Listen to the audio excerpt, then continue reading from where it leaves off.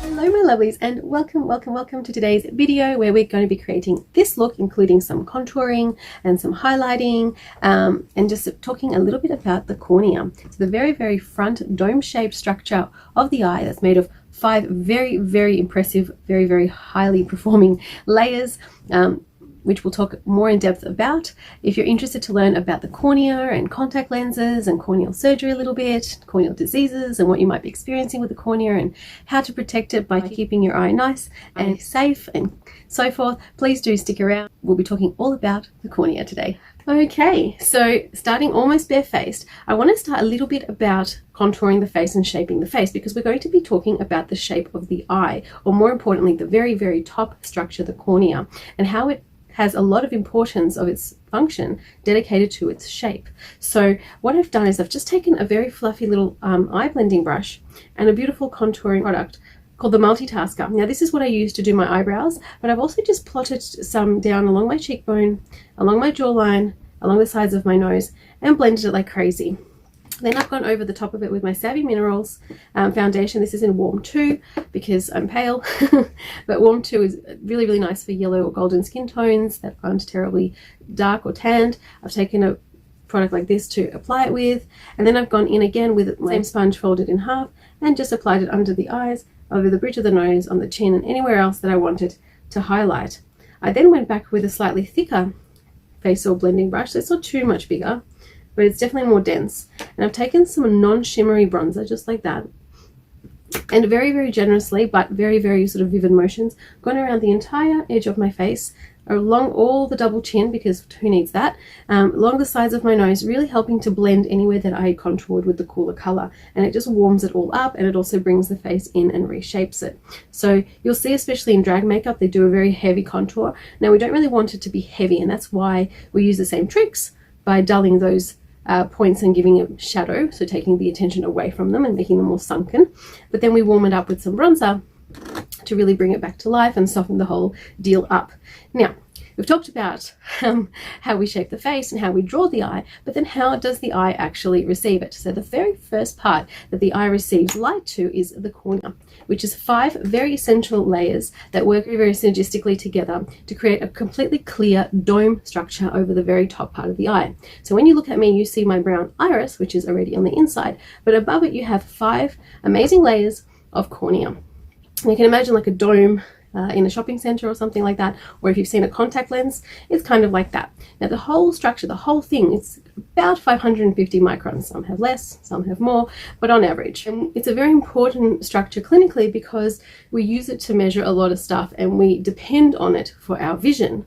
So therefore, when we do surgeries that affect vision, we have to know a lot about this cornea. So the cornea is important in glaucoma management, it's very important in cataract management, it's very important in refraction or vision management. It's huge. It's the very first point of contact with light. Let's work on some eyebrows. So furthering the shape of the face, and let's talk a little bit more about these layers. So the very top layer is called the epithelium. Now, same as the epithelium on the skin, it just means top layer. The eye epithelium will regenerate around about every 2 days on average, which means that if we go and rub the eye or scratch it or something gets in there, it's really good at healing itself. But it's also got a bajillion nerve endings. That's not a clinical term. It's got a lot of nerve endings, more than anywhere else in the body. So almost similar to like underneath the fingernail. So if you did go and damage the cornea, it would be pretty excruciating, I would have to say. So oftentimes we see people in clinic with the tiniest little scratch in an absolutely tremendous amount of pain. So a lot of the time we will clean and lubricate and medicate that eye so that it can have its best chance of healing really well, and then that person then can go along and heal at home. Which takes me to the next point. So some of the most common things that we see with cornea, or damages or illnesses that we see with cornea, are self-inflicted. So whether we see, say, an infection, so some bacteria or virus got in, or we see poor contact lens management, so you overwear or sleep in your contact lenses and they do a real nasty number on the eyes, they can abrade the eyes, they can Oh, they can scratch, they can collect proteins, they can do just so much nastiness. So look after your contacts very well, keep them very clean and change them regularly if you are a contact lens wearer. Now, contact lenses can be very different. They're made of very different materials. Some are used to intentionally shape the eye or reshape the eye. And by doing so let's say they're specially made so that they can be slept in. And as you sleep, they reshape the eye. And when you wake up in the morning, your eye is slightly different or slightly more appropriately shaped. And therefore your vision is really, really good for a number of hours until theoretically you have to go back to sleep again, in which you will use the lens again. So a little bit like braces for the eye, if you like. They're called ortho-K. They're pretty cool. It's a pretty cool technology. It's really, really wonderful for people who are short-sighted especially. A lot of people have given me really good feedback on ortho-K. So there are definitely places in the market for contact lens wear and things like that. So if I sounded like I was against contact lenses, I'm absolutely not.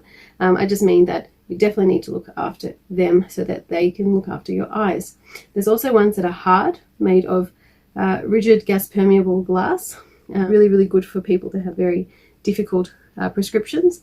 And then there are those that are made of either silicone or hydrogel or a hybrid of the two. And they're really good because silicone gives really good refractive, so really good vision without having to go to a really difficult and very, very rigid lens.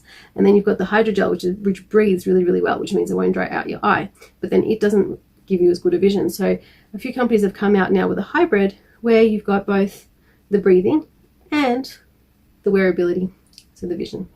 But even those, you do have to either clean them or dispose of them regularly, so change them over. They come in dailies, fortnightlies, or monthlies. Now some people believe that that means that you get 14 wears or 30 wears. It really shouldn't. It means that they last for a fortnight before they go gross, or they last for a month until they go gross, which means that after, you could probably stretch it out, I guess, if your clinician recommends it. But I guess there are some that are better than others, but really you should only be getting a certain period of time from the moment you open them to the moment you dispose of them. So when you're purchasing contact lenses, if you choose to do so, you really have to consider how often you're wearing them and how much you're going to get out of these technologies. Now, should something go wrong, should you get, for example, a scratch or an infection, the really most important thing you are going to do with that is stop wearing the lenses and switch back to glasses, and let the eye just do its thing and heal, usually with the assistance of some antibiotics and some ointments and things like that, just to make it more pleasant and more quick and without any negative consequences like scarring.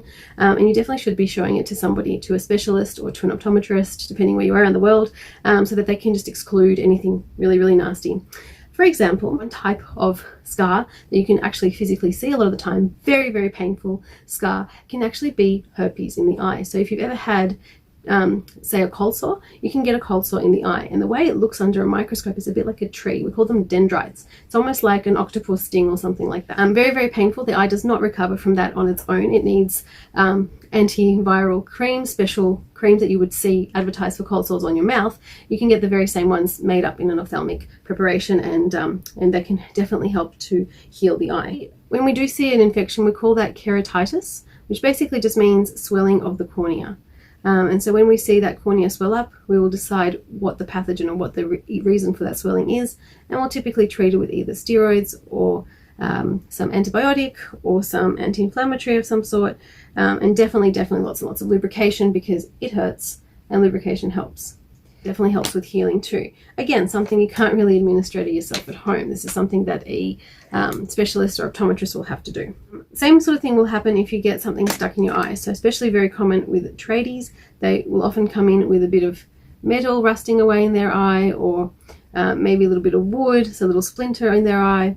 And then we of course have to remove it, create a bit of an ulcer, and then give it the appropriate treatment so that it can heal nicely for that tradie. So definitely safety goggles if you're working with anything that might fly at your eyes.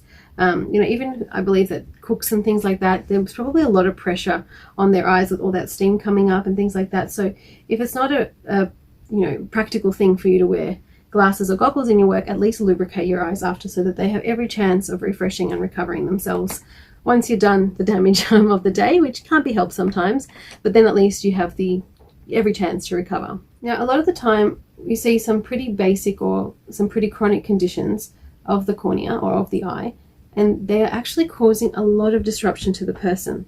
So we've touched on briefly dry eye in the past. I've spoken a little bit about it in my introductory video to this series, but I haven't really gone into it in depth. But sometimes dry eye can cause corneal swelling too.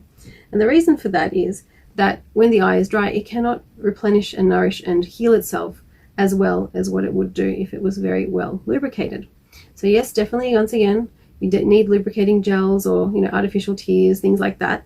But more than ever, you need omega-3s in your diet. Omega-3s cannot be replaced in any way other than to have them in your system. So if you're not on anything that your doctor would recommend you can't take omega-3s with, I would definitely be introducing them forcefully into my diet. So whether that's, you know, eating oily fish, but you would have to eat quite a lot.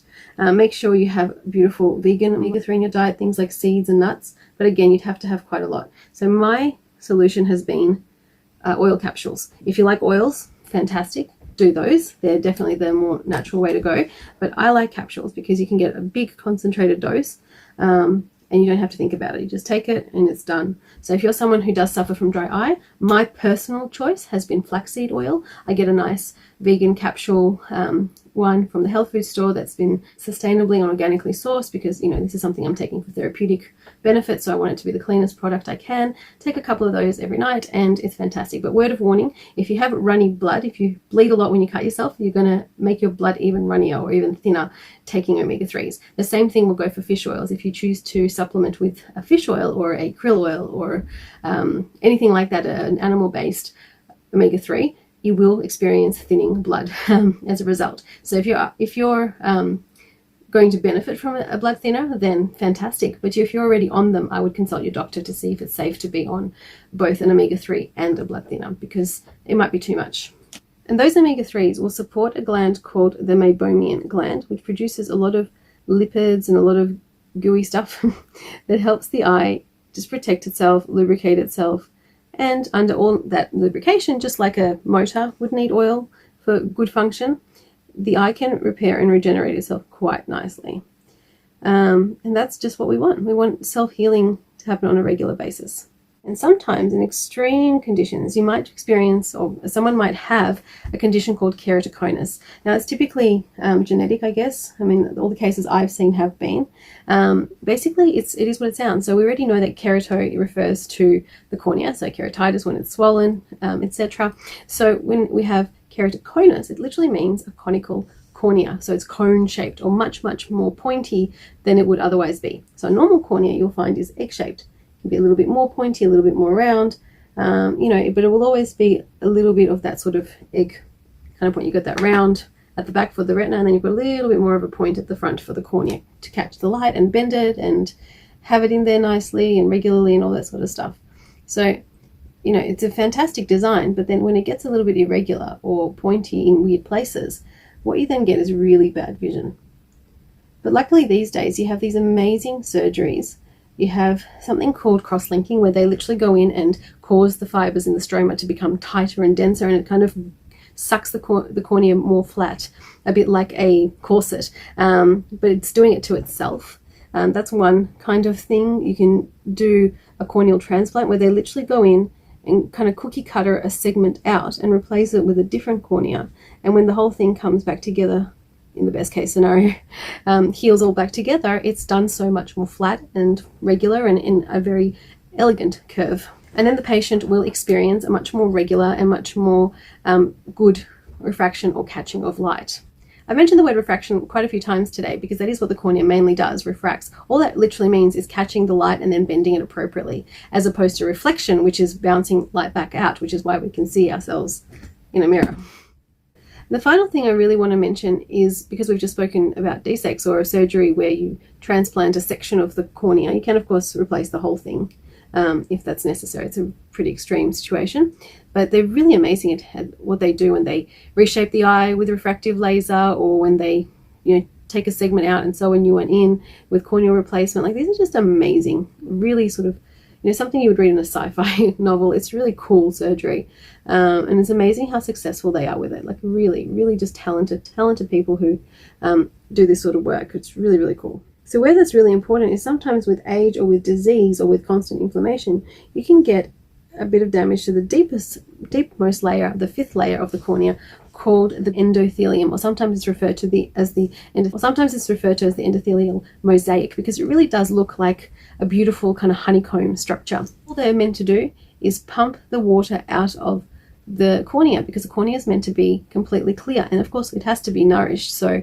as it's being nourished, you know, things will gather, and they constantly need a pumping system to bring that fluid and that haze out again. And that's where we have the endothelium. Now unfortunately we only get one endothelial, so as the cells die out, with age you don't get new ones. And if you've ever had surgery, or you've ever had some serious damage to the eye or anything like that, you are at risk of losing a lot of that endothelial and gaining a very, very hazy looking cornea. And if you have a hazy cornea, well, you're not going to see too much because the light can't refract, can't get in, or bend efficiently or anything like that. And sometimes you might be eligible for that corneal replacement, as I said, and that's really, really cool because they're able to just able to do some really cool stuff, guys, really. They're able to jumpstart the area and give someone their sight back, just like that. And it's just, I mean, it's very expensive, and it's a very, very difficult surgery, but it's very possible in today's day and age, and that's really, really, really cool. So takeaway message for today's segment on the cornea is basically, yes, we have really amazing technology and a fantastic medical system where we can do, you know, crazy futuristic surgeries to repair damage to the eye, but it doesn't always mean that you're eligible. It doesn't mean it's always affordable or accessible. And basically just look after the stuff you got given so that you never have to be in the position to need these procedures, because they're if you need one, that's pretty horrible to begin with, but then of course possible and hopeful if you did. I'd prefer that nobody needed them, to be frank, rather than relying on these wonderful technologies. So definitely avoid infection, and if you do have an infection, see to it immediately. Definitely keep the eyes clean. You know, remove any kind of toxins that you apply to your eyes, so whether that be glue or makeup or whatever it is, before you go to sleep. Try and detox what you're using in the first place. So if you're going to put something on, even the cleanest product is going to need to be removed, because you don't want the eye to be suffocating overnight. But, you know, do try and use things that are a little bit less toxic so that you can get as much repair overnight, so that the eye can do its beautiful, miraculous 48-hour recovery thing that it does. Take supplements if your eye is not moist on its own, or if you suffer from dry skin or dry eyes or dry mouth or anything. Definitely try including omega-3s in your diet, or if you can't include them in your diet or it's not sufficient to do so, pop them in your routine of supplementing. Make sure that anything you take, you do ask your naturopath or doctor or whoever looks after your general health whether it's okay for you to have them, and make sure that you're doubling up on things like that. Okay, lovelies, I hope that today's look was nice. I just thought I'd throw in that extra face bit at the beginning because I haven't spoken about my face routine, which hasn't really changed, which is why I haven't spoken about it in a while. But I thought I'd throw that in because we are talking about shaping and catching light. So that's exactly what we do with our face shaping or contouring makeup, and that's exactly what the cornea does for our vision. So I hope today was informative. It wasn't too much of a drag. It's a very, very in-depth subject, because the cornea is just so important to look after all of the different parts of your eyes. But this is one that actually is symptomatic. You do know about it if something's wrong. And I guess with anything, if you're concerned, don't hesitate to ask for professional advice. A lot of the times, especially for example in Australia, you can walk into most optometrists. It won't cost you anything if you're an Australian citizen. It will all get billed to Medicare, and you'll be able to get pretty decent advice, or at least a referral to pretty decent advice in most cases in this country. So we're very, very, very spoiled like that here, and we're very fortunate. I hope you've been popping over to Instagram or Facebook to see what's been going on. I've been definitely trying to post a few times a week just to keep things up to date and try and communicate with you guys a little bit better. If you haven't subscribed yet, you'll know that because that big red subscribe button is still red. Make sure you click it and turn it grey, and become a part of this creative family. Wherever you are around the world, guys, I hope that you're having an amazing day. I hope that you're staying safe. I hope that you're happy, and I can't wait to see you on the next one. Bye.